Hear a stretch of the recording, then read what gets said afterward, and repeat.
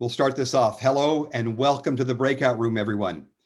This is our next in a series of conversations with local leaders about local issues that are important to our communities. We'll cover a range of topics here, something for everyone. Be sure to subscribe to our channel on Facebook and on YouTube for future updates and conversations. I'm Kevin Wilk, current council member in Walnut Creek. This is my 6th year on the city council and my current term ends in 2024, just 2 years away. My co-host in the Breakout Room is Sabina Zafar. Sabina?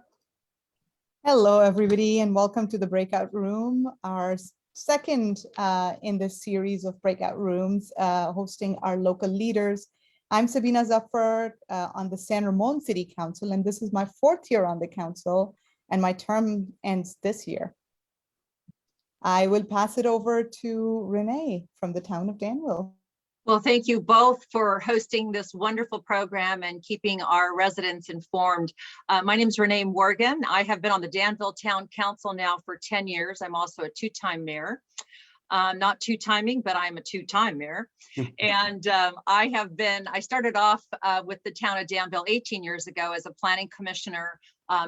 From there, I went to Historic Design Review and Heritage Resource. So I did all 3 at the same time before being elected onto the Danville Town Council, and absolutely love what I do. Great, thank you, Renee. And we also have current Livermore Councilmember Trish Munro with us. Trish, would you like to say a few words? Oh, you're on. Well, apparently, the mute got me, got me that time.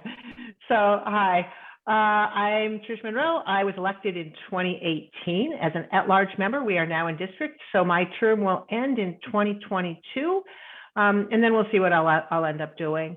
I got into city government as a sociologist. I've got a PhD in sociology from Berkeley, and I love this work. As I've said to a number of people, this is the best participation research opportunity ever, but also it is just a wonderful way to get good work done for all of us at the local level, and that's where we all live.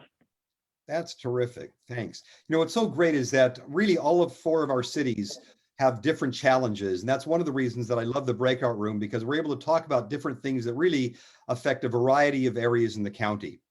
So what I'd like to ask here is, we know that emerging from the pandemic, our cities are facing big challenges.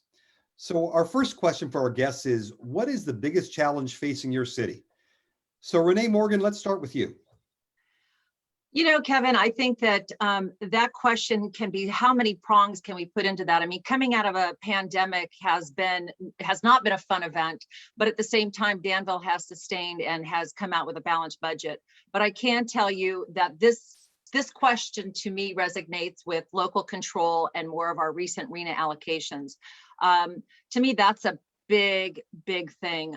It's so important that we, in accordance with state law, the town of Danville, along with all of our California cities and our counties, we must update our housing element every 8 years. And that's a big thing. But also when you, as a document of a policy, identify a housing element that says you must accommodate 2,241 units in a town that is pretty much predominantly built out, that becomes quite the challenge. So what have we done to kind of combat that in a sense? One of the things that we have done is I started a platform last year when I was mayor. As you can see right over here, it's called Town Talks in Danville. And it was a way for us to outreach to our community. We realized that people were utilizing this platform a lot more than they were doing, obviously, in person. And so what we were able to do is ask people, where would you like to see these homes go? And bring forward the opportunity sites that we had from last year, last housing element, and bringing them forward to where we are right now, and letting people have the opportunity now on towntalks.org, which we've evolved into, to have them go back and start talking about how to engage our community, give our community and our constituents the opportunity to say, where do we see these homes going? And, you know, letting people know about our legislation. We now have a legislative report monthly on our town council meetings, which is really important because we're in that inner circle. We see it all happening in the here and now. And when you talk to your constituents or you talk to residents, they're not in that circle, so they don't get all the inside information. And it's important, I believe, as elected officials to get that information out there and to get the input of our residents. Great, thank you. And Trish, what about you? Well, I'll hit the housing issue a little bit later on in the conversation. But I wanted to piggyback on something that Renee said, which is this business of educating our constituents. That's actually one of the one of the reasons I ran for office, is the idea that we all work better together and we all know the facts and we all know how to go forward. So that's just, sort of overall, I think that's something that we all need to be aware of all the time. That's part of what we're doing here today, right now. So that's sort of a lead in to what our challenges are. And actually, we just have the normal issues that we're dealing with, all of the stuff, all of the things that make a city, how people get along, what the traffic is, how do we house people, businesses, and so on. We actually are in a situation where we have a budget surplus, which is awesome. But that also is really interesting, because what that does is it says, all right, you've been really tight for a long time. So what do you do with that money? And the way we think about that is, well, how you spend your money is what your values are. One of the things that we've done with that money is we're going to be paying down some of the long-term debts. We're going to be putting some towards infrastructure. We're going to be working on some of our OPEB. That's I can never remember what this is, but it's basically that that acronym is all those things that you are responsible for down the line, all that debt that comes for other pension kinds of related things. Someone else can remind me what the acronym actually stands for. Pension obligations funds. Thank you. That, yes. So, I'm terrible with acronyms. But I know everybody needs to know what it is. So thank you for coming in, Sabina. Anyway, so that's part of it. But the other thing we did is we're going to be hiring 8 new positions, and those represent some of the work that we did around equity and inclusion. So we have a police officer who will be dealing with mental health issues. We have someone who will be working for the library, looking at how to reach out to underserved communities. And then we have a number of positions across the board that speak to these other issues of infrastructure, increasing modernization, and so on. So that's what I say on that. Probably gone a little long, but like I said, concise, not me. Well, thank you for sharing. I think I did want to put in a plug for San Ramon as well. We are doing plansanramon.org, similarly trying to get input, because we have 5,111 RENA home allocations, and we're trying to thoughtfully plan for that allocation. So question, I know you guys already answered about the, your RENA allocations and the housing questions. I guess I'll go on to the next question, which is about outdoor dining. Wait, I'm sorry, hold on. I never got my RENA question in. All right, well, I said I was going to hold on for that. Well, I'll tell you, since you're talking about that, one of the things that I think is really important is the things that we're facing in a pandemic situation as we are, is to understand that, we've all had to pivot and try to figure out a different way to communicate with our residents and how to get the word out. I mean, we were running on short staffs and everything. And right now, being in the midst of budget, we're trying to bring those staff members back again and start once again by getting a full staff. It's been difficult on a skeleton crew, but we've all had to sacrifice. And to Trish's point, there's a lot of things that are challenges that are facing, and I rather look at them like opportunities. And we've had, with the pandemic, has given us opportunities to reinvent ourselves. One of the things that we've done as well is to put our council meetings on Zoom, as well as make a hybrid type of meeting where we're in person and we're on Zoom. And I believe Walnut Creek, Kevin, I think you're doing that already, or starting to do that. We are still doing it via Zoom. I'm trying to get some bugs out of the system, but we are looking forward to doing that. And Kevin, you're doing that already, right? We've been live in the chamber since June of last year, and we've been in a hybrid situation since then too. So while we are live and we encourage people to come into the chamber, they can also call in and be on Zoom as well during our meetings. In fact, we just had a meeting last night, and we had about half the people that spoke were in person and half spoke over Zoom. And that's fantastic. You know, that is engaging our community. And that's something that this pandemic, had it not happened the way it did. And I mean, like I said, looking at the positive, we would have probably never gone to that, except, you know, possibly in the future. This has kind of thrust us into the future. So. Right. Thank you. So I So think then, Councilmember Munro, I will put that question about residential development and how is your city handling it? Well, unlike the other cities in the Tri-Valley, yeah, Sabina and yeah, Renee, that would be you guys. We did not cite arena numbers. We had planned ahead, and we have something like 4,500 units that we're responsible for. We have 2 locations that we're planning on locating them. One is a great village off of Isabel that is related to, you know, that there's going to be TOT development, that's transit oriented development. I'm sorry, TOD. TOT is another thing. Transit oriented development that will link into Valley Link over to Stockton. And that'll be great. It's a co-planned community effectively. So we're pretty excited about that. We've also got something, another large area that we're planning on developing that is to the east, closer to the hills on South Front.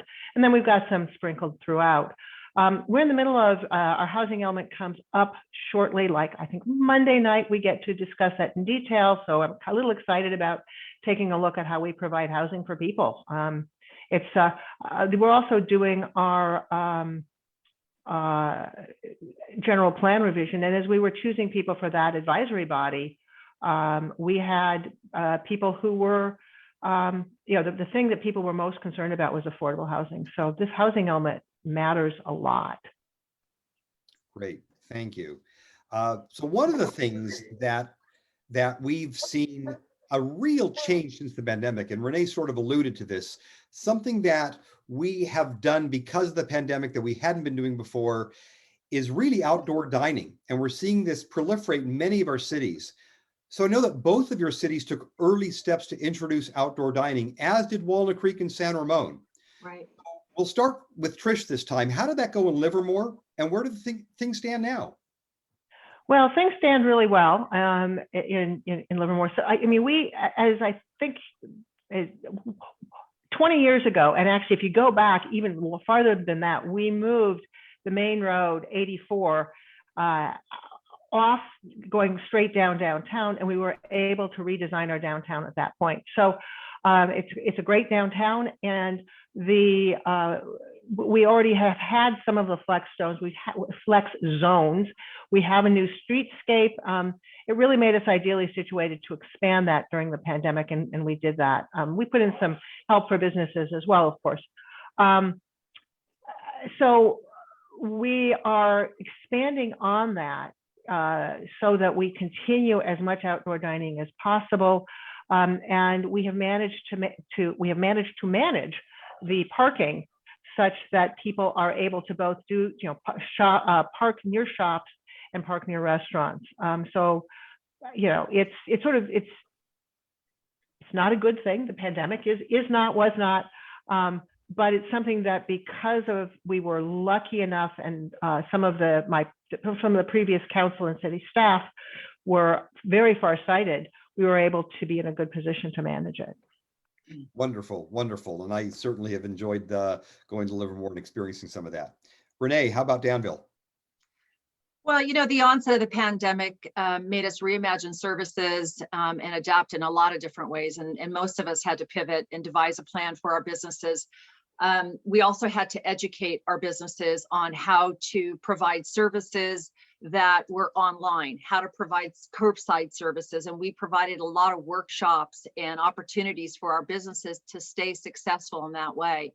One of the things that we also did is we suspended our temporary outdoor dining guidelines and our parking and lieu fees, which is for all of our businesses, not just the ones that are currently utilizing parklets.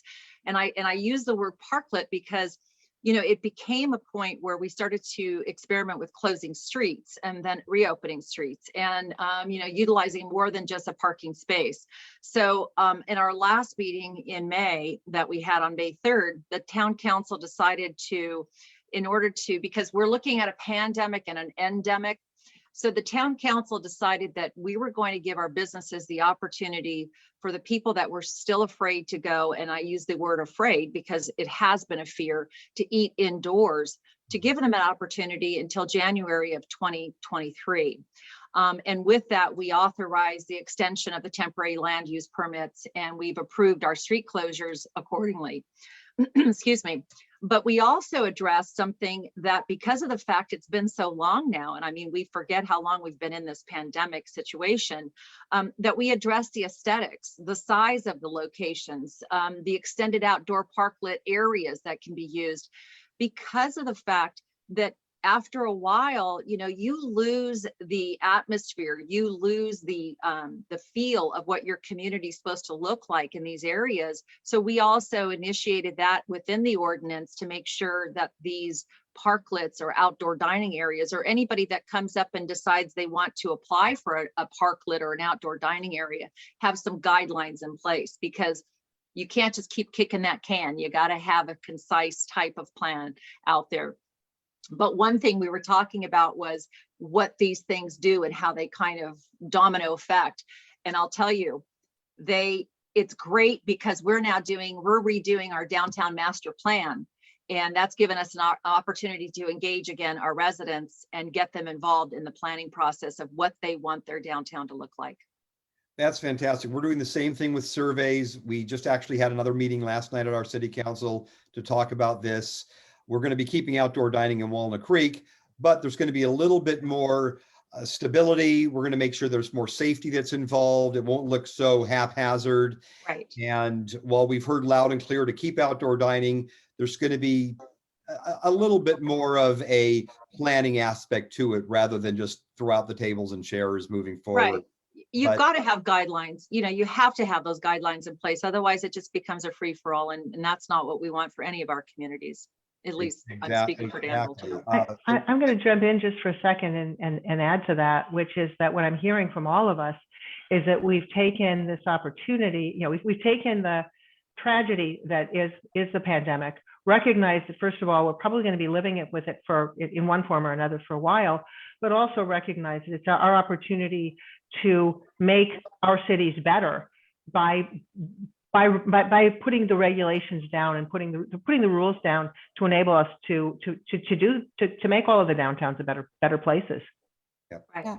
And in San Ramon, we were lucky because the city center was kind of built as outdoor dining. Oh, yeah. So that worked out for us really well in the pandemic, right? With that indoor experience. So I just wanted to give a shout out to that. Yeah, and I think we're all fortunate. We live in the East Bay. We've got great weather 9 months of the year. It's terrific to be able to take advantage of that.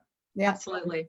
Mm-hmm. So with that, let's roll into our events.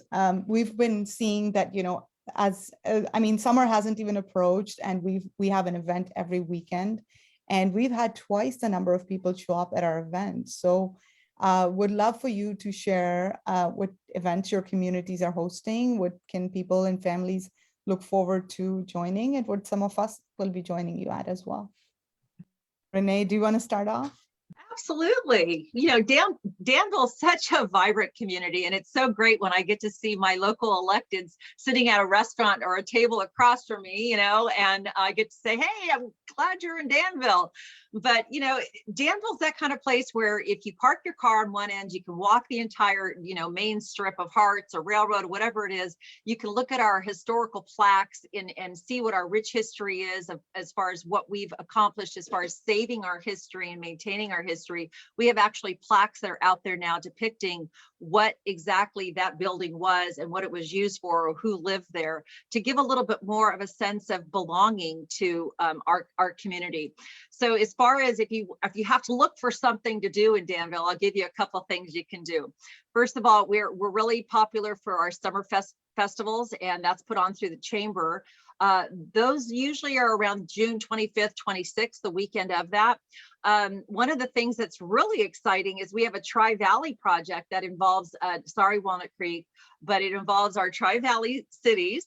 And it's these large frames, and it's called Picture This. And what it is, if you've ever known where people take those big frames and they take pictures of themselves within those frames, it's done by local artists. They're huge frames. And what they're going to be is they're going to be placed in strategic places throughout our Tri-Valley cities. And people will have an opportunity to go there, take pictures with them. And it gives us a sense of community because it's kind of like the passport to each little city. We also have our farmers market every weekend. Another thing that we have is, which really popular, is our painted pianos. And well, I don't want to say, but we were first. But anyways, and we've called out to our youth artists, and right now they're in the process of getting them all ready. You know, getting the pianos done, and they'll be out there in June. So we have the dueling pianos out there with people, you know, from beginner to expert, showing their skills on the keyboard. We also have, which is really, really popular in Danville, is our 4th of July parade. And we are so excited to say that, I mean, we had big controversy over this. We're so excited to say that people were so happy that it's back and live and in person. First year, virtual, we all had to film a little piece of a segment, and, you know, and it was on a Zoom. The second year, we moved it, you know, until September. And now we're back live and in person. So everybody's going to mark their spot for that. And it's very well attended. I mean, we have a huge crowd for that. Hot Summer Nights used to be our car show. It's now called Hot Summer Sundays. So what a fun event to take the family to. Their reason for doing that is to make it more family oriented. So it was during the day, bring the kids out, have lunch, enjoy all the cars. They usually have the car show along with our festivals as well. So that's just a couple, or I should say a few, of our events that we have coming up, but you don't have to have a reason to come here. We invite you down anyways without a reason. No, that's great. Your July 4th and Hot Summer Sundays are well known in the East Bay. Terrific. What about you, Trish? Well, we've got a few things going on as well. You know, as I think many of us do, we have a farmers market on the weekends, Sunday mornings regularly. But what I really enjoy is the Thursday farmers markets, which started up a few weeks ago, and they'll continue into October, middle of October. Wish they continued till November, but you know. And we have Thirsty Thursdays that go with that, where there's wine tasting, there's music playing. It's really lovely. But you know, one of Livermore's pins is what your Assistant City Manager and our former council member, Stephen Spadowski, likes to call the radioactive drunken cowboy pin, which is the cowboy with the, with an atom and grapes. And you're going to get plenty of that. So June 15th, Livermorium Plaza opens up. That is in recognition of the element named after Livermore. We share that with the city in Russia.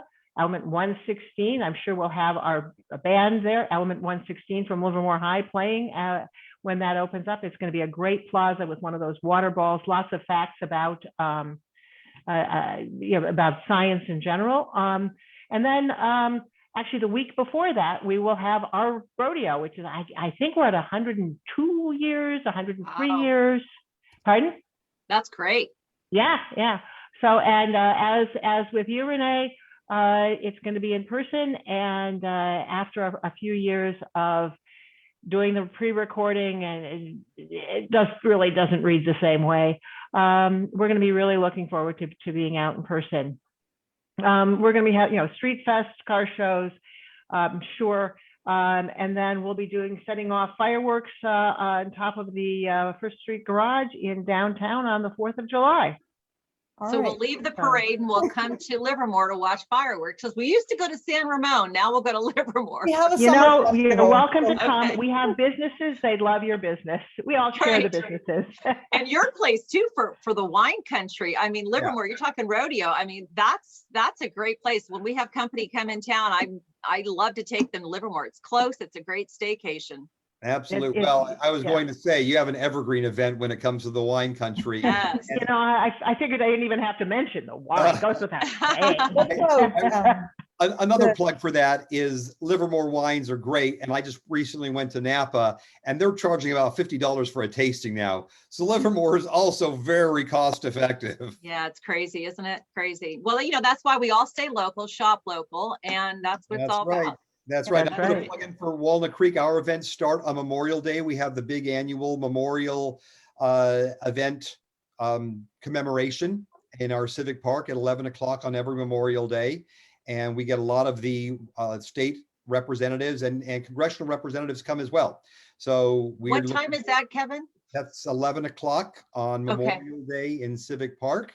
So if they And- want to tag on to Danville first and then go to Walnut Creek, they Yeah, can. that's- 'cause we do And our time. Ramon is Okay, having there you one go. too. We'll do the route. In fact, Supervisor Candace Anderson often does that. Yes, she does. So again, thank you both for being part of the breakout room in May. And we look forward to visiting your cities in the summer. I'm sure that many people will be viewing this and look forward to hearing about the latest. Kevin, let me put in the plug for the Art and Wind Festival, which is coming Yes. next week. Yes. That's a fun event. It's going to be huge. We've extended it beyond Central Park into the school, so with rides and everything. So like I said, we've had record participation in our outdoor events. So that's going to be a pretty big one if you're planning for next weekend and in town. That's a great event also. Yeah. is a great really enjoy event, that. Yeah. I, Great. I really appreciate this. Thank you both for hosting this, putting this together, and making this work. Really Yeah. appreciate it. Yeah. Thank you for having me. Pleasure. Absolutely, our pleasure. All right, let's have that great summer coming on. Thanks, There you everyone. go. Thank Thank you. you.